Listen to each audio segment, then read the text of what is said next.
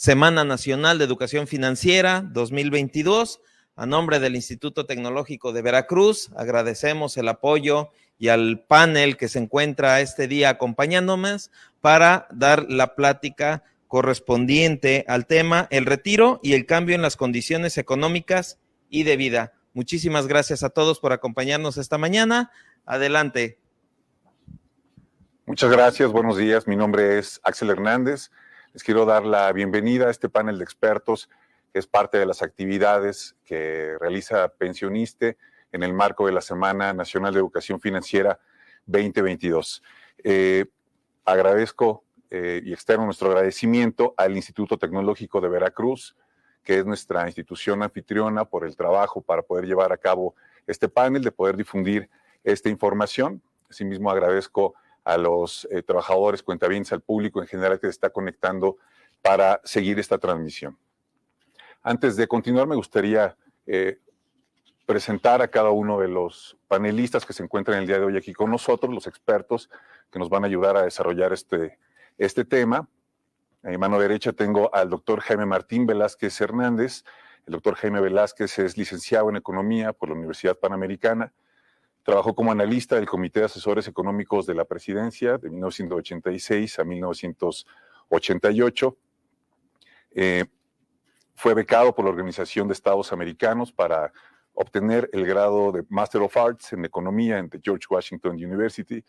Obtuvo los grados de Master of Philosophy en Economía y el doctorado en Economía por la misma universidad, de George Washington University. Ha sido profesor y director de la Escuela de Economía de la Universidad Panamericana, del IPADE y de la Maestría en Evaluación Socioeconómica de Proyectos de Inversión. Ha sido profesor y conferencista invitado en varios países. Muchas gracias, doctor, por acompañarnos el día de hoy. Gracias. A mi mano izquierda tengo al doctor Eugenio Gómez Alatorre. Eugenio Gómez es doctor en Economía y Empresa por la Universidad de Navarra, donde se graduó con una nota de sobresaliente cum laude. Cuenta con una maestría en Economía por el Colegio de México, un máster en Gobierno y Cultura de las Organizaciones por la Universidad de Navarra. Es licenciado en Economía por la Universidad Panamericana. Y actualmente Eugenio es director de la licenciatura en Economía en la Universidad Panamericana y profesor invitado en el IPADE Business School. Es miembro del Consejo Asesor de Mom Lancers y del Centro de Investigación de la Mujer en Alta Dirección del IPADE. Es autor de diversos artículos, estudios y libros acerca de economía, ética empresarial, mujer y dirección de empresas. Muchas gracias, Eugenio, por acompañarnos el día de hoy. No, un gusto, Axel. Y nos acompaña también el doctor Salvador Cruzaque. Es licenciado en Economía por la Universidad Panamericana, doctor en Ciencias Financieras por el Instituto Tecnológico y de Estudios Superiores de Monterrey. Labora desde hace 13 años como profesor e investigador de tiempo completo en la sección de posgrado e investigación CEPI de la Escuela Superior de Economía del Instituto Politécnico Nacional. Es miembro desde 2010 del Sistema Nacional de Investigadores, donde actualmente ostenta el nivel 2. Además, es fundador de la especialidad en Administración de Riesgos Financieros en la SIPM. Muchas gracias, Salvador. Axel, un gusto. Todos los que nos escuchan, un gusto saludarlos. Bueno, pues estos son nuestros expertos. La verdad es que muy contentos de que nos puedan acompañar el día de hoy para llevar esta información en torno a la educación financiera. Vamos a hablar sobre este tema del retiro, cómo cambian nuestras condiciones de vida, cómo nos vamos a ir moviendo hacia adelante a partir de un momento en el que vamos a llegar todos, en el que eventualmente vamos a llegar todos, que es el retiro. Finalmente, cuando terminemos nuestra trayectoria laboral, fundamentalmente tendremos que satisfacer nuestras necesidades de alguna manera. Y va a haber otras que se van a estar generando a partir de ese momento. Me gustaría llevar esta dinámica a partir de una serie de preguntas que desarrollaremos sobre este eje temático. Y me gustaría empezar contigo, Jaime, para hablar de ese tema de educación financiera, y te preguntaría, ¿cuál es la razón por la que nos cuesta tomar decisiones financieras cuando somos jóvenes? Hola, Axel. Hola, público, jóvenes. Yo diría que los jóvenes tienen una gran ventaja, pero al mismo tiempo esa gran ventaja se puede convertir en su gran desventaja. Y es el tiempo, la edad. La edad es un beneficio brutal que tienen los jóvenes hacia adelante para lograr los beneficios de ahorrar. Tienen el tiempo. Desafortunadamente, la edad, la inexperiencia, es también un factor que cuenta para que la vida misma les coma el ansia para posponer, procrastinar en una obligación que hoy los jóvenes tienen consigo y con los demás, y es ahorrar. Tienen la obligación de ahorrar, primero que nada porque hoy la ley está escrita para que si ahorras, tendrás para tu retiro. Si no ahorras, estarás dejando a la deriva del futuro tu condición de bienestar. No hay que dejar de lado ese tema del ahorro, porque si bien el joven ve hacia el futuro lejano su retiro, un joven de 20 años ve que dentro de 45 años llegará a los 65, pues dice, tengo tiempo, pero cada año que pase sin ahorrar, estará dejando la oportunidad de esos 45, 40, 35 años por delante de ahorrar con intereses. Y los intereses sobre los intereses con el tiempo pueden ser sustanciales. No es lo mismo el interés del 7% en un año que el interés del 7% a lo largo de 45 años. La modificación puede ser sustancial. Entonces, el joven no debe, primero que nada, procrastinar, dejarlo para mañana, porque mientras más temprano comience, menos será el esfuerzo que tiene que llevar a cabo para poder ahorrar. Otra cosa sucede cuando tienes 45 años y quieres empezar a ahorrar. Probablemente te va a costar mucho más trabajo porque ya no tienes el tiempo y el tiempo es tu aliado cuando eres joven. Y ya cuando tienes 45, 50, el tiempo ya empieza en tu contra. Así que jóvenes, empezar lo más temprano posible, diría yo, Axel. Muy bien, sí, muy interesante esta reflexión porque ya estamos incorporando el concepto de el ahorro, de la procrastinación, de posponer estas acciones y cómo nos juegan para el futuro. Lo que la ley ahora dispone con el sistema, el régimen al que nos movimos del sistema de reparto al sistema de capitalización individual, ya no solamente dependemos de esas aportaciones obligatorias que la ley dispone, sino que también se puede hacer ahorro voluntario, es decir, tener la oportunidad de incrementar el saldo que voy acumulando para que al momento del retiro pueda yo construir una mejor pensión. Muchas gracias, Jaime. Salvador, pasaría contigo. ¿Cuáles consideras que son las consecuencias de manera general sobre la economía de la falta de educación financiera? Muchas gracias, Axel. Gracias por la invitación. Mira, sumando un poco a lo que decía el doctor Velázquez, uno de los grandes temas que tenemos en este país es el de la educación. Y este tema de la educación financiera es algo que va más allá de los que están cursando carreras o que están pensando en cursar una carrera relativa a finanzas. La educación financiera es algo que atañe a cada uno de nosotros porque atañe nuestro consumo hoy y nuestro consumo mañana y el consumo de las generaciones hacia adelante. Yo lo entiendo. 20, 25 años, no estás pensando en las generaciones que vienen. Pero hay aquí un tema de consumo intergeneracional y seguramente no todos nuestros auditorios son muchachos. Ustedes han visto que ahorita que están en la escuela, pues son sus padres los que desahorran para que ustedes puedan ir al cole, compran los libros, la comida, en fin. Más adelante, cuando ustedes sean padres, pues van a comenzar a guardar dinero para la hipoteca, para la educación de los hijos, y a lo mejor van a tener ese periodo de ahorro durante ya esa etapa adulta y esa madurez. ¿Y qué significa esa etapa de ahorro? Para ustedes es un boleto de ida hacia una vejez un poco más digna.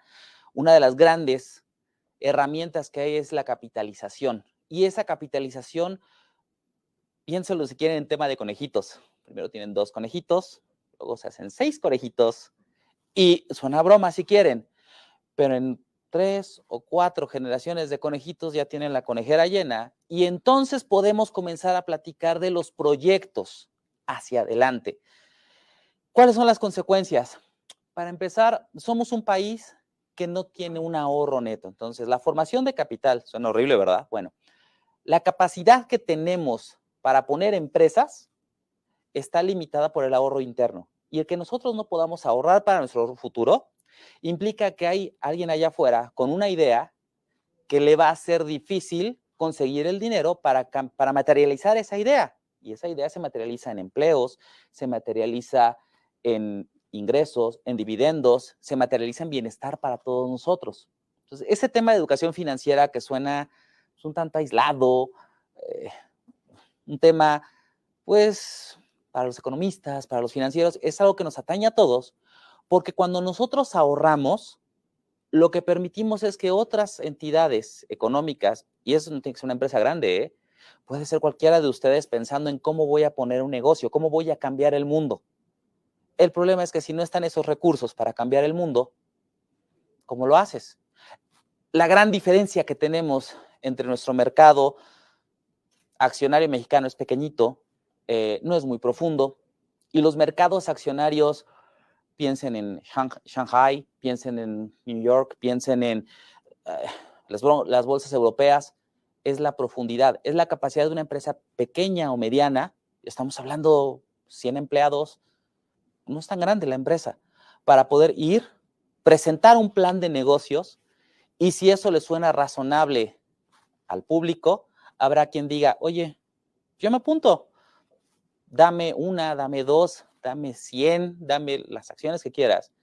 Y entonces comenzamos todos a crear esas sinergias económicas que ahorita no tenemos porque no estamos acostumbrados a ahorrar y no estamos acostumbrados a pensar en términos del riesgo que puedo aceptar y del riesgo que puedo tolerar. Déjalo, pongo medio en broma, medio en serio. Si yo les dijera a uno de ustedes, oigan, tiramos un volado de $1, pues uno diría, venga, no hay problema. Le subimos de 100. Y algunos jóvenes me dirán, no, espérate, es que esa es la comida del rato, ¿no? O la salida al cine con la chica que me gusta. Oye, ¿y de $1,000,000? Seguramente casi todo nuestro auditorio va a decir, ya, el profesor se deschavetó. Bueno, señores, cuando no estamos ahorrando para nuestro futuro, estamos tirando ese volado de $1,000,000 y ni siquiera nos damos cuenta. Y este volado lo estamos tirando nosotros, los que tienen las ideas para crear empresas, los gobiernos que van a enfrentar la vejez de una masa importante de población, y las empresas, porque no van a tener manera de ir y afrontar riesgos. Entonces, eso es toda una cadena, y la misma cadena compleja que implica toda la economía. Bien interesante la reflexión que haces, Salvador, porque estamos incorporando entonces esta parte de la capitalización del interés compuesto, ¿no? Como lo estábamos platicando. ¿Qué sucede con el interés compuesto? ¿Cómo vamos capitalizando este ahorro que voy a hacer para el futuro? Y hablábamos también, ya incorporabas también la idea del ahorro interno. Es decir, ¿cómo podemos favorecer al desarrollo de estas nuevas empresas, de los emprendedores, del desarrollo de proyectos productivos que derivarán necesariamente en la generación de empleos, de la mejora del ingreso? Y ahí me gustaría enlazarlo contigo, Eugenio. Para el caso de los emprendedores, las emprendedoras, ¿cuáles serían los puntos clave que deben tener como muy claros en su papel de generadores de este empleo, de generadores de ingreso para otras familias en los temas de educación financiera? Muy bien, Axel. Oye, pues qué bueno que platiquemos de emprendedurismo.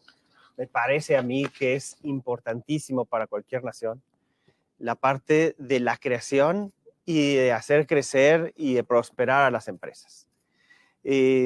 es un tema básico para la prosperidad, ¿no? Entonces, digamos, a mí, de mi experiencia, ¿no? Lo que yo he visto en tener contacto, por haber estado mucho tiempo en una escuela de negocios, en el IPADE, ¿no? En contacto con emprendedores, emprendedoras, empresarios, empresarias, es un tema dificilísimo, ¿no? O sea, de entrada, esta creación de empresas y hacer prosperar una organización es muy complicado.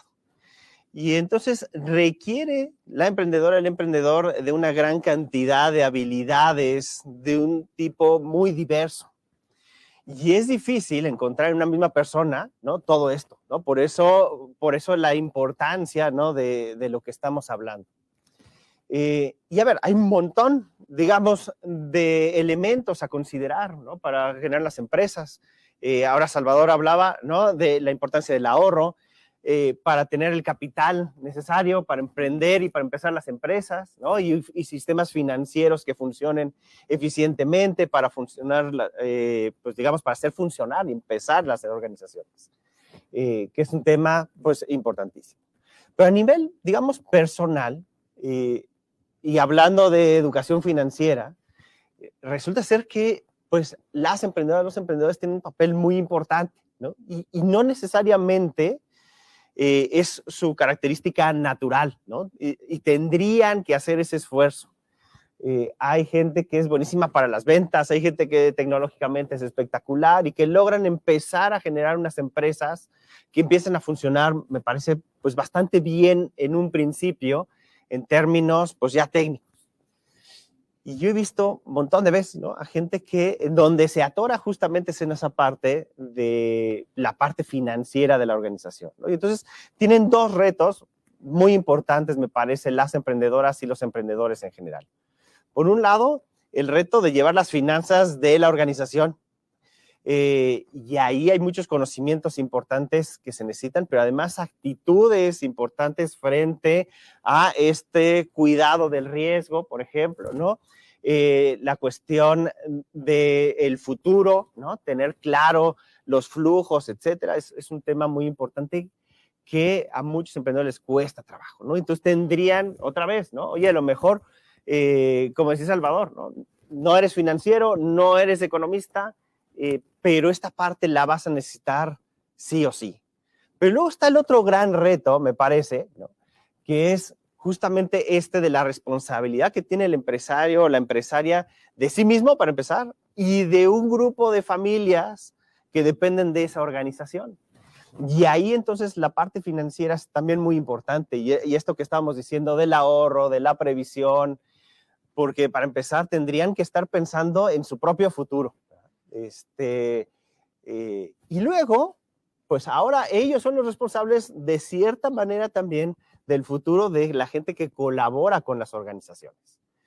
Y entonces este tipo de temas, ¿no? Del ahorro, de empezar a poner dinero para un futuro, para las pensiones, etcétera, pues es algo que tiene que ver la emprendedora o el emprendedor por sí mismo, para su propio futuro, pero también tendría que, de alguna manera, poner las condiciones adecuadas para que dentro de su organización, pues la gente que colabora en la misma organización pueda, pues, entender este tipo de cuestiones, ¿no? Pueda informarse y pueda ayudarles en algún sentido a llevar, digamos, a las personas a que vayan teniendo esta previsión y vayan preocupándose de su propio futuro, ¿no? Entonces, digamos que todo se une de alguna manera importante, y si queremos realmente tener prosperidad, no solo hoy, ¿no? Sino en el futuro, en un país, pues eso necesitamos emprendedores y emprendedores que tengan muy claro esto y que vayan y busquen, ¿no? La forma de informarse por un lado, ¿no? Y de mejorar también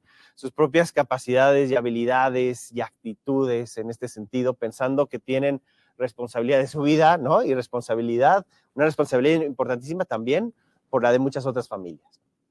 Bien, bien interesante lo que mencionas, Eugenio, porque ya estás hablando de responsabilidad, ¿no? De la responsabilidad que tenemos con nosotros mismos, porque al final el consumo tiene que ver con lo que hacemos por nosotros para procurarnos bienestar. Pero es ahorita, ¿no? Y ya mencionaba también Jaime de este consumo futuro, y lo mencionaba también Salvador, de este consumo futuro que vamos a hacer y el cual estamos comprometiendo. Si nos tardamos esos 30 o 35 años que se tardaba, que ya mencionaba Jaime, que nos vamos a tardar, también lo mencionaba Salvador, es la responsabilidad entre nosotros y de preservar nuestra calidad de vida en el momento en el que ya nos pensionemos. Y ahí te preguntaría, Jaime, eventualmente va a cambiar nuestro nivel de ingreso, nuestras fuentes de ingreso. ¿Cómo cambiarán las condiciones o cuáles podríamos considerar que son los cambios en las condiciones de nuestra vida una vez que cambie ese ingreso? Es inevitable envejecer. Quizá no hay nada más seguro en la vida que vamos a morir. Aquella criatura que nació y que el padrino la tuvo en sus manos, y el padre le dijo, dile unas palabras a tu ahijado, ahijada, ¿qué puedes decirle acerca de su futuro? Cariño mío, cachetoncito querido, perdón, estás al revés. Ese niño que tengo en mis brazos, que acaba de nacer, inevitablemente lo único que tiene seguro en la vida es, amorcito, ¿qué crees? Te vas a morir. Eso es lo único que tenemos seguro en la vida. ¿Cuándo vamos a morir? No lo sabemos. Pero de que muchos de ustedes, jóvenes, nosotros aquí, el día de mañana vamos a seguir vivos, muy probablemente estaremos vivos un día más, un mes más. Yo pienso unos 15 años más, puede ser. Dios sabe si sí o si no. Pero de que vamos a envejecer, muchos lo vamos a hacer. Es responsabilidad, pues, de cada quien ver por su propio futuro. En razón de que, a ver, comenta Eugenio, comenta muy bien Salvador, tú nos diriges, y sabemos que tarde que temprano vamos a envejecer. ¿Qué sucede con las fuentes de ingreso de las personas? De entrada, de manera legítima, ganamos dinero, ¿cómo? Bueno, nos ganamos la vida trabajando para otros, como empleados, de manera independiente, a veces creyendo que con ese trabajo independiente ya estamos emprendiendo, y la verdad, pues sí, yo soy el dueño de esa peluquería, pero me tengo que levantar a las 7 de la mañana para cortar el pelo. Así que tengo un buen trabajo. Yo soy mi jefe, pero mi trabajo es cortar el pelo. Si lo corto, gano dinero. Si no lo corto, no gano dinero y no pago la renta de mi negocio. Así que negocio no tengo. El emprendedor, como comenta Eugenio, es sin duda aquel que es capaz de poner a otros a trabajar para él, con sistemas de negocio que funcionen y le den ingreso. Y la cuarta forma de ganar dinero es ahorrando e invirtiendo financieramente a partir de ese esfuerzo regular que eventualmente puedas tú dejar que tu dinero trabaje para ti. Entonces, inevitablemente quien pierde facultades con la edad, porque con la edad, tristemente, se pierden facultades físicas, a veces de capacidad intelectual, a veces no mantenemos esa capacidad de educarnos al ritmo que exige el mundo actual, que hoy es vertiginoso, la tecnología, y los adultos mayores eventualmente van, por razones propias de la vida, se van retirando y las necesidades se mantienen. Hay que seguir comiendo, hay que seguirse pagando las medicinas, hay que seguir teniendo recursos para viajar con la pareja, con la mujer, con los hijos, con los nietos. No es lo mismo ser deudor a lo largo de los años que acreedor, que tener. Ser acreedor implica que posees. Ser deudor, pues debes y das lástima. Ser acreedor es tener la capacidad a la edad mayor de sustentarte tú, de sustentar a otros si puedes. Pero ya con que no seas carga de los demás, ya es una gran ganancia. Así que poner nuestras barbas a remojar de que eventualmente podemos llegar a esa edad en la que nuestras capacidades se han perdido y si no tenemos de dónde asirnos, no hay ahorros para esos tiempos difíciles que vendrán. No creas que no vendrán tiempos difíciles. Los tiempos difíciles siempre están ahí. Una enfermedad, un accidente, siempre hay. La vida es así y por eso hay que prevenir. Creo que esa es mi mayor reflexión, Axel.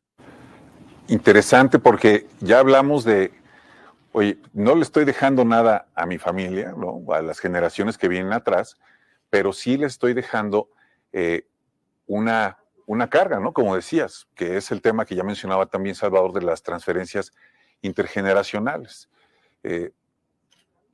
Ahí te preguntaría, Eugenio, ¿cómo se afecta la calidad de vida de quien hace estas transferencias, quien emite estas transferencias? Muy bien. A ver, por un lado, diríamos, esto es parte de la vida, ¿no? Es algo normal, natural al ser humano. Todos en algún momento dependimos de alguien y todos dependemos de alguien más, ¿no? Y aún adultos, ¿verdad? En su etapa más productiva siempre dependemos unos de otros. Es, digamos, una lección económica básica, ¿verdad? Claramente. Entonces, digamos, de cierta forma es normal. Ahora, bien es cierto también que hay transferencias importantes entre generaciones, ¿no? Una, pues a los niños, ya lo decía Salvador, ¿no? ¿Quién está pagando la colegiatura, ¿verdad? Pues no es el niño, es su padre o su madre o los dos, ¿verdad? Quienes le van ayudando y entonces tienes ahí una transferencia. Pero luego también llega un momento en el que, como decía Jaime, ¿no? Las capacidades van cambiando con los años y te haces un poco más dependiente, ¿no? Entonces se requieren de esas transferencias hacia las personas de mayor edad. Y si bien esto es natural, ¿no? De alguna manera es algo que así funcionan las familias y es una maravilla, digamos, del ser humano, ¿no? Que logremos, pues, ayudarnos unos a otros de esta forma tan importante.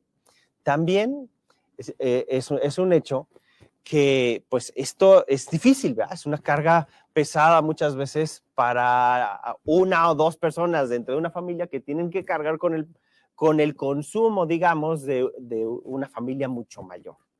Y sí, claramente, además, afecta su propia capacidad de ahorro, de consumo, o sea, tiene su dificultad, ¿no? Entonces, qué mejor que pudiéramos, ¿no? Valernos de nosotros mismos en ese sentido, ¿no? Que hayamos generado, ya no puedes generar el mismo nivel de ingreso en algún punto de tu vida, ¿verdad? Naturalmente, pero ya lo generaste, ¿verdad? Y la idea es que lo hayas guardado ahí algo para no depender tanto, ¿no? Oye, qué bueno que te puedan ayudar, espectacular, ¿no? O sea, y además, yo diría, es algo que se hace muchas veces con mucho gusto, ¿verdad? Si es tu padre, si es tu madre, es algo que se puede vivir perfectamente bien y tal, pero, oye, que generaste un ahorro, ¿verdad? Ya tienes tú para tu comida, ¿no? Para tus cosas.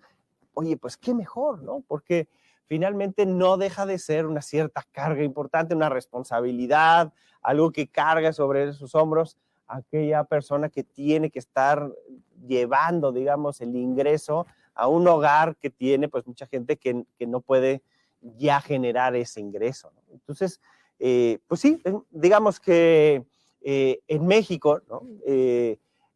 Pues estas cargas, pues, han ido cambiando en el tiempo, ¿no? O sea, un estudio de la CEPAL nos decía, pues, por un tiempo en los 70, no sé qué, hubo muchísima carga, digamos, de transferencias intergeneracionales hacia los más jóvenes, ¿no? Y luego la caída de la fecundidad, pues, ha ido bajando esa, pero también el aumento en la esperanza de vida hace que ahora las transferencias hacia los adultos mayores, pues, vayan creciendo y se espera que sigan creciendo hacia adelante, ¿no? Entonces, pues estamos en una transición en donde cada vez será más importante estas transferencias hacia la gente de mayor edad, y lo que necesitamos pues es a tiempo, ¿no? Ya me preocupó un poco Jaime, ¿no? Porque ya me dejó ver que ya tengo el tiempo en contra, ya la tengo más difícil, pero pues ojalá, ¿no? Que los más jóvenes vayamos en algún punto pues generando ese ahorro que nos permita pues ser menos dependientes, ¿no? De alguna manera en las etapas en las que pues ya no podemos generar tanto ingreso. Muchas gracias, Eugenio. A partir de estos comentarios, a mí me queda muy, muy claro que tenemos como dos puntos muy importantes en este momento. Uno es que sí, podemos hacer las transferencias intergeneracionales, se hacen de manera natural, las hacemos con mucho gusto, están presentes en nuestra vida y las hemos hecho durante el tiempo. Y la otra es que ahorrar es bueno, ¿no? Es deseable ahorrar. A veces por estas transferencias, ya decías Eugenio, o sea, se está sacrificando la parte de ahorro porque alguien más consuma. Pero si entendemos la parte de los beneficios que hay en ahorrar, te preguntaría, Salvador, ¿por qué posponemos el ahorro si parece que todos son buenas noticias, ¿no? Si lo hacemos. Muchas gracias, Axel.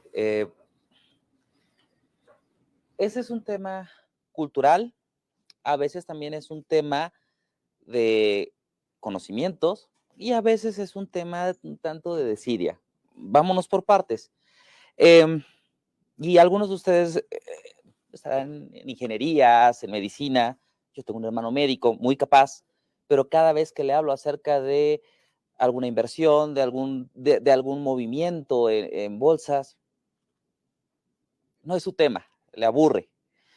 Y yo entiendo que pues, habrá especialistas en medicina, habrá algunos de ustedes, chicos, que sean muy buenos jugando fútbol, serán algunos que sean excelentes como artistas, que serán excelentes en mil y un cosas.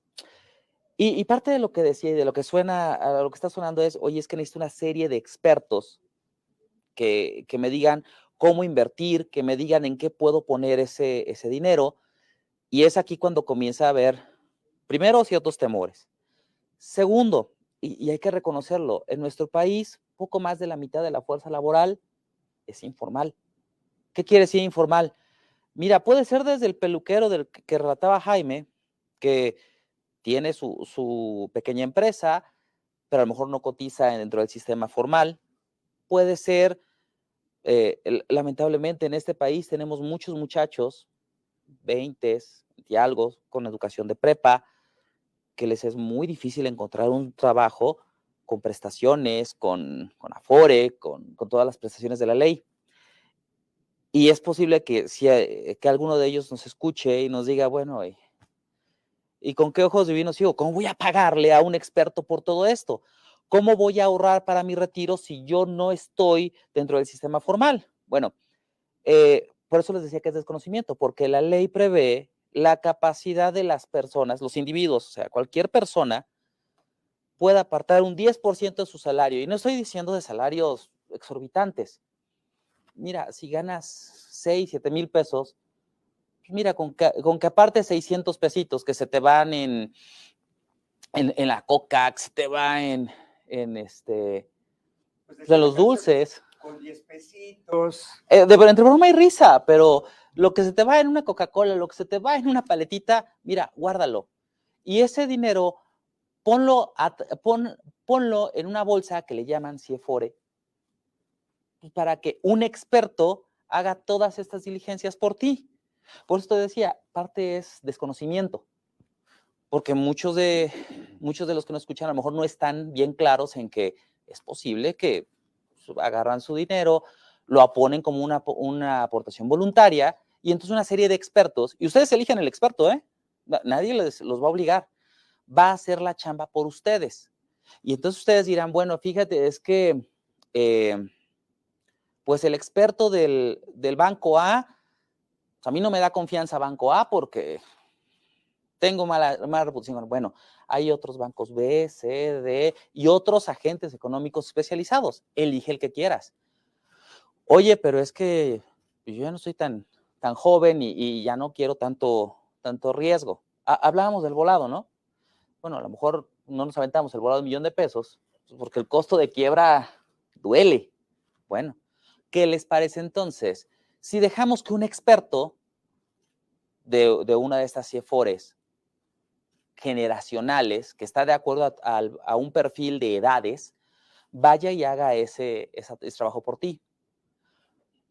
Habrá quien diga, bueno, oye, en realidad yo no estoy como para comerme el riesgo que dice la CIEFORE. Bueno, puedes ir y la ley prevé que si se invierte en un instrumento de largo plazo, puede ser un fondo muy agresivo, que tú quieras, puede ser algo tan sencillo como fondos gubernamentales.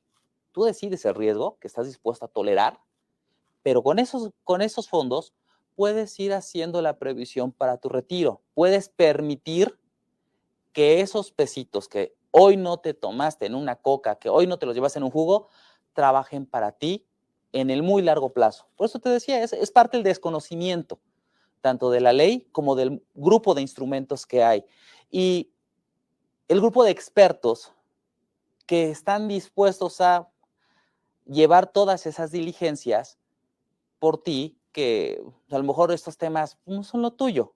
Bueno, dice un profesor al que admiro mucho, Paco Venegas, zapatero a tus zapatos. Entonces, si tú eres muy bueno jugando fútbol, dedícate a patear la pelota, dedícate a meter goles y deja que los expertos se preocupen por cómo ir llevando tu portafolio. Pero te decía, ese es tema de ignorancia.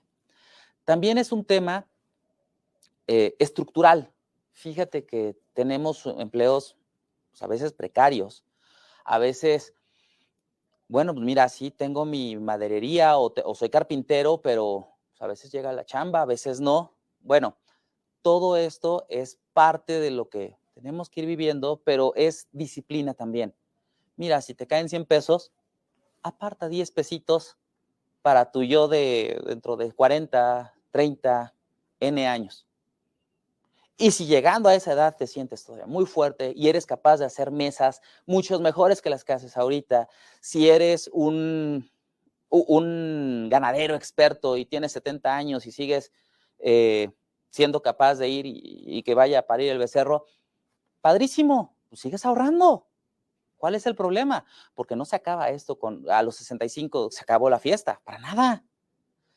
Sigues ahorrando y sigues produciendo y se lo dejas a otros. Entonces, por eso te decía, es un tema de desconocimiento, es un tema a veces estructural. En realidad, me parece y coincido con tu punto de vista cuando dices, oye, necesitamos, ¿quién no sé, por desconocimiento, por falta de tiempo, es que nos acercamos a estos expertos para que nos orienten sobre, o que nos planteen, ¿no?, la información de manera distinta para que podamos incorporar ese conocimiento y podamos tomar otro tipo de decisiones, que finalmente lo que buscamos, y pensando en que buscamos maximizar nuestro bienestar, es tomar las mejores decisiones para nosotros mismos. Y ahí, Jaime, me gustaría si nos pudieras, desde tu punto de vista, ¿cuáles crees que sean otros incentivos para sí tomar la decisión de ahorrar y efectivamente hacerlo, ¿no? Porque hay otras, pues sí quiero ahorrar, ¿no? Pero pues no lo termino por hacer. Bien, pues, Axel, creo que hemos estado dándole la vuelta al mismo asunto. El ahorro, hablar del ahorro es hablar del futuro. Y es hablar de uno, porque te atañe a ti. Porque tú eres el que vas a envejecer, eres el que... Ahora, ¿qué incentivos tengo para hacerlo? Pues hay de dos tipos. Incentivos positivos. Tendrás dinero para ti, para tu mujer, para tus hijos, para tu salud, para tu entretenimiento. Y también puedes tener algunos incentivos de evitar cosas feas que vienen con el retiro. Enfermedades, dependencia, no tener recursos para tu salud, para tus pañales. Japón hace 7 años todavía vendía más pañales para niños que para adultos. Hoy Japón vende más pañales para adultos que para niños. Esa transición, esa dependencia, ese cambio demográfico que está imponiendo presiones brutales. Hay que entender eso. Si el joven de hoy se imagina el mundo que viene, creo que eso lo puede incentivar a ahorrar. No solo, evidentemente, que quiero tener casa, que quiero tener un buen trabajo, un buen vehículo, terminar mis estudios, hacer mi maestría, estudiar, ser el buen abastecedor de mi familia para mis hijos, etcétera, etcétera. Ahí hay muchas cosas que te deberían incentivar, pero huirle a las problemáticas que vienen con el no tener tarde que temprano, también deberían motivarte. Así que, pues, en esa transición demográfica que estamos viviendo, hoy en México habrá unos 14 millones de adultos mayores. En 35 años, ese número va a triplicarse. Es la población que más va a crecer, porque los muchos niños de los 70s que tuvieron muchos hijos, se tenían muchos hijos en el pasado, están envejeciendo con el tiempo y van a ser los muchos que se están retirando. Y con esas tasas de fecundidad a la baja, la dependencia cambió. Dependían en los 70s, los trabajadores cargaban niños fundamentalmente en sus hombros. Esa era la dependencia. Dentro de 40 años, la mayor dependencia es que estamos cargando a los abuelos. Y un país de niños, de muchos niños, tiene esperanza. Pues hay edad, hay tiempo. Podemos cometer errores, pero hay tiempo, porque hay juventud. Un país de viejos, y si no logramos desarrollarnos en ese tiempo, seremos un país de viejos y pobres. El peor de los mundos. Ese es el peor de los mundos. Así que, jóvenes, sus barbas a remojar. Sin duda, tomamos en consideración eso. La verdad es que sí me sorprendió, ¿no? El tema de, pues ahora fuimos un país de niños, ¿no? Estamos moviéndonos hacia ser un país de personas mayores, y lo mejor que podemos hacer es tomar las decisiones previsionales, las decisiones que puedan favorecer un mejor retiro, que pueda llevar esa nueva etapa de mi vida, a la que ya mencionaba también Jaime, a la que vamos a llegar en las mejores condiciones, ¿no? O sea, que no sacrifiquemos nuestros patrones de consumo porque no tenemos el ingreso para poder hacerlo, ¿no? Me gustaría pedirles si nos pudieran compartir un último comentario, una reflexión final de parte de cada uno de ustedes. Si nos ayudaras a empezar, por favor, Eugenio. Sí, cómo no, muy bien. Ahora que los estaba escuchando, esta dificultad, ¿no?, que se tiene de repente para lograr, a pesar de que se sepa que es importante, ¿no? Me parece que hay un riesgo importante también, que es el posponer, porque siempre encontramos un muy buen pretexto para no empezar hoy. Ya llegará el momento en el que yo tenga más dinero y entonces ya empiezo, ¿verdad? Que es algo muy común. Oye, si esperamos, nunca llega el buen momento, ¿no? Nunca llega el momento que realmente sea totalmente propicio, porque después, cuando ya ganas más dinero, también entonces tienes otro tipo de gastos, no tienes dependientes, etcétera. Dice, a mí me llamó mucho la atención cuando estaba estudiando yo la maestría, ¿no?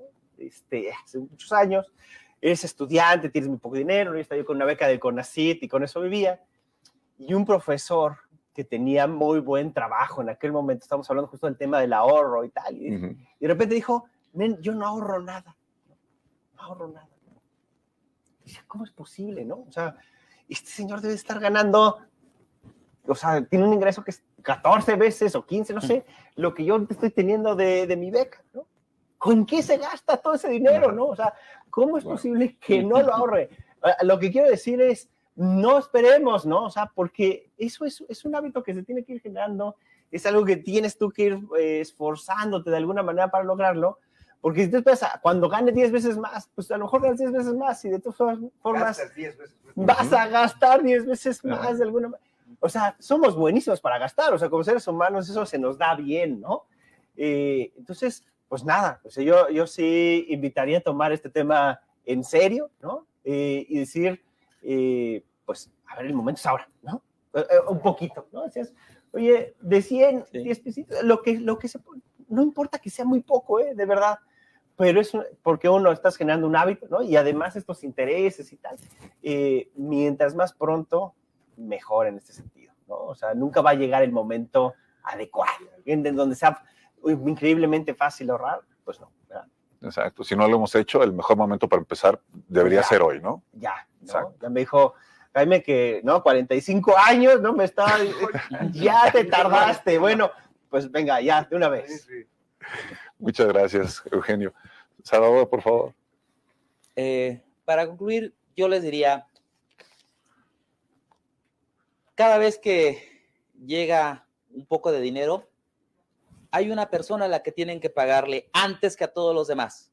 La persona más importante para su familia, el rubro más importante que debe de cubrirse la familia. Ustedes. Cuando llegue dinero, lo primero es páguense ustedes. ¿A qué me refiero?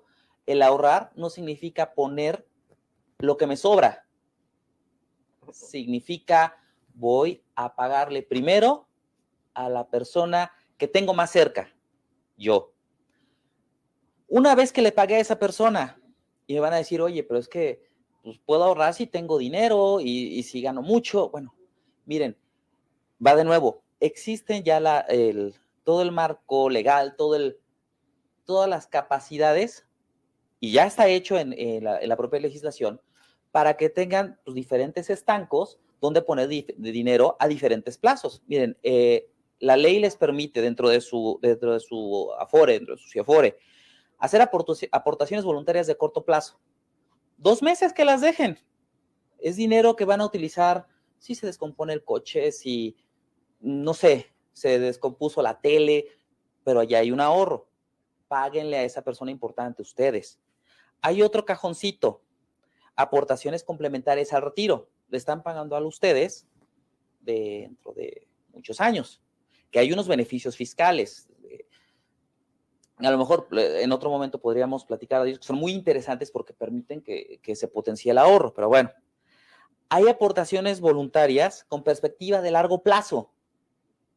Eso implica que ustedes van a dejar el dinero guardadito 5 años. Suena mucho, ¿verdad? Bueno, 5 años es el tiempo que tarda su niño en salir de la primaria, su niña en cumplir los 15 años. Puede estar ahí 5 años, no es que a los 5 años lo saquen, pero si ya estuvo ahí 5 años, pues puedo dejarlo otros 6, puedo dejarlo un poquito más. Y miren, existe esa serie de expertos. Si no les gusta el banco A, B, C, D, bueno, existe una institución propia del Estado mexicano, miren ahí dice su nombre, para no aventarme el comercial, o si no pueden hacer aportaciones de ahorro a largo plazo, tiene beneficios fiscales, y si ustedes van haciendo una administración, es decir, van sacando poco a poquito el dinero cuando estén muy grandes, o lo van sacando poco a poquito cuando lo van necesitando, pues entonces el tema fiscal no es tan fuerte. Entonces, qué es lo que yo les diría a todos ustedes, independientemente si son unos chicos acabando la licenciatura, si son ya personas que ya están trabajando y tienen compromisos, lo que yo les diría es, páguenle a la persona que más tienen cerca primero. Ustedes, ahorrar no es lo que les sobre, es lo primero que hay que hacer cada vez que cae dinero, sea mucho, sea poco, pero todo suma. Muchísimas gracias, Axel. Muchas gracias. Tomaremos en consideración todos esos consejos, ¿no? Y eso que se convierte un tanto como en una preocupación que se deja ahí, ¿no? Paguémonos a nosotros mismos. Muchas gracias, Salvador. Y finalmente, Jaime. Sí, muchas gracias. Pues hemos estado reafirmando que el tema del ahorro es hablar del futuro, es hablar de ti, de tu carácter, de luchar contra tu diablito que te dice, ten, compra, pospon, ya mañana, y tu angelito que lo entiende, que debe ahorrar, que conoce los beneficios, los entiende, pero el diablito a veces es más poderoso. Y en términos de los consejos, pues, bueno, prepárate, invierte en ti, y más en cierta educación financiera básica. Esto es básico, así como hay cultura de salud, lávate las manos, la cultura del ahorro y la cultura financiera ayuda también para tu vida y la del país. Entonces, yo concluiría con 3 recomendaciones. Una la ha reafirmado Salvador. Págate primero a ti mismo. Aunque le pagamos primero al gobierno, ¿eh? Pero después, si hacemos una lista de cuáles son tus gastos cuando seas independiente, joven, diremos, a ver, gasto número 1, la renta; 2, gasto mi comida; 3, colegiaturas de algo que estoy cursando, libros, mi entretenimiento, mi tarjeta de crédito, regalos, y si me sobra, ahorro. ¿Qué creen? No va a haber sobras, porque siempre hay una buena razón para no ahorrar. El cumpleaños, mi salida, mi esfuerzo, me costó tanto trabajo la universidad que ya lo merezco, merezco esos zapatos, merezco ese coche a crédito, y en vez de acumular a favor, pagas intereses del 25%, si bien te va, o tasas de crédito en tarjeta del 80-100% anual, y vas al revés, en vez de acumular, vas pagando de más. Entonces, primero que nada, págate primero a ti, reserva esos 800, esos 500, esos 1000, tu capacidad lo dirá. Págate primero a ti.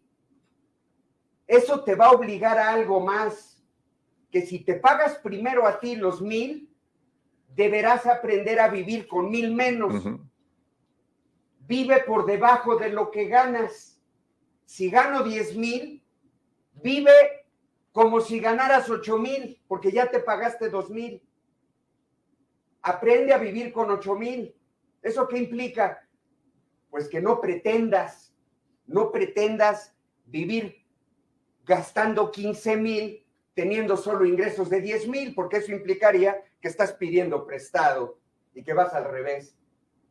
Y tercero, con esa educación financiera, ese ahorro, ser inteligente y ponerlo como las ardillas esconden sus nueces, unas aquí, otras allá, para que no se las roben, ¿verdad?